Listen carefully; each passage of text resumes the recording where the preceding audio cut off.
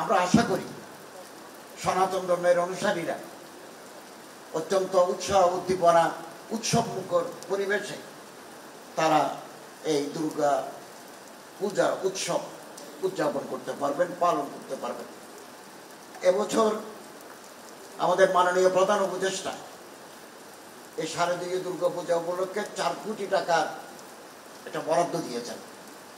আমরা পার্বতী চট্টগ্রাম মন্ত্রণালয়ের মাননীয় মন্ত্রী উপদেষ্টার সহযোগিতায় আরো 1 কোটি টাকা নিয়েছি।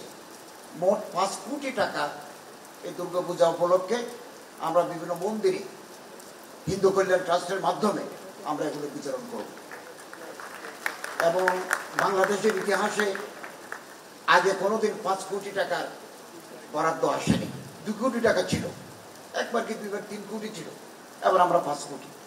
এর বাইরেও ধর্ম মন্ত্রণালয়ের মাধ্যমে আমরা বাংলাদেশের বিভিন্ন জায়গায় একেবারে উপজেলা পর্যায়ে অসচ্ছল মন্দির এর সহায়তার জন্য আমরা গত বছরও অনুদান দিয়েছি, এবছরও আমরা অনুদান বিতরণ করব।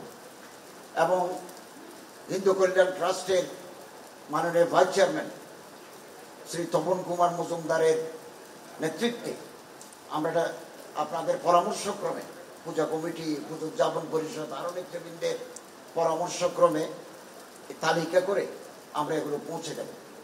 আমি সবসময় অসচ্ছল, বিধবা, অনাথ, মুমূর্ষু রোগীদের অগ্রাধিকার দিয়ে থাকি। যে সমস্ত ছাত্র টাকার অভাবে টিউশন ফি দিতে পারে না, বই কিনতে পারে না, এই মানুষ কোন ধর্মে এটা আমাদের কাছে বিবেচ্য নয়, মানুষ এটাই আমাদের কাছে বড়। এবং আমি সবসময় এই বিধবা, অনাথ, অসচ্ছল স্টুডেন্ট যে ধর্মেরই হোক আমরা তার পাশে দাঁড়াই, এখনো দাঁড়িয়ে আছি তাদের পাশে, আগামী দিনেও আমরা দাঁড়িয়ে থাকবো, তাদের পাশে থাকবো। এবং আপনাদের সহযোগিতা চাই। এদেশ আমাদের সবার, বৈচিত্র্যের মাঝে ঐক্য, এটা আমরা বাস্তবে রূপ দিতে চাই। আমরা এই দেশে সবাই নাগরিক, এদেশে আমরা জন্মগ্রহণ করেছি, আমাদের দ্বিতীয় কোনো ঠিকানা নাই, আমাদের ঠিকানা বাংলাদেশ।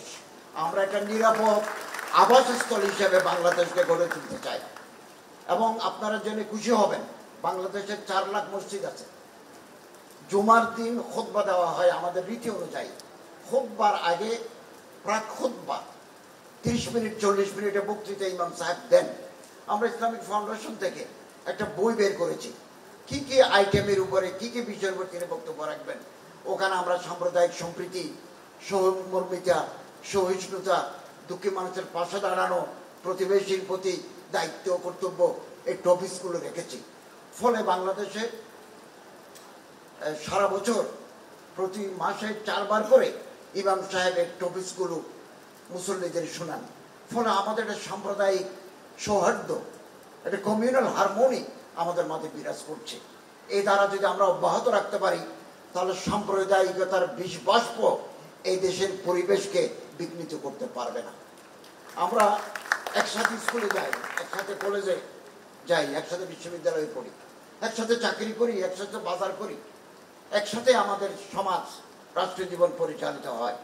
ফলে বাংলাদেশ সাম্প্রদায়িক সম্প্রীতির সৌহার্দ্যের দক্ষিণ এশিয়ায় এটা মডেল হিসেবে চিহ্নিত হয়েছে এবং এটা আমাদের জন্য অত্যন্ত গৌরবের।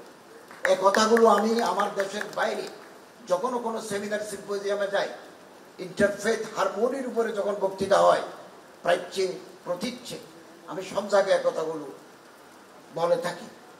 সাম্প্রদায়িক ব্যক্তি কোনোদিন মানবিক হতে পারে না। আমাদের যদি মানবিক হতে হয়, সাম্প্রদায়িকতার চেতনাকে আমাদেরকে বিলোপ করে দিতে হবে।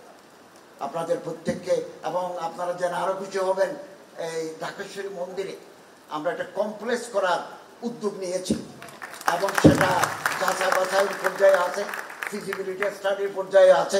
এটা করে যত দ্রুত সম্ভব আমাদের মেয়াদ থাকতেই স্যারের নেতৃত্বে, আমাদের মাননীয় প্রধান উপদেষ্টার নেতৃত্বে এটা আমরা একনেকে অনুমোদনের জন্য পাঠাবো।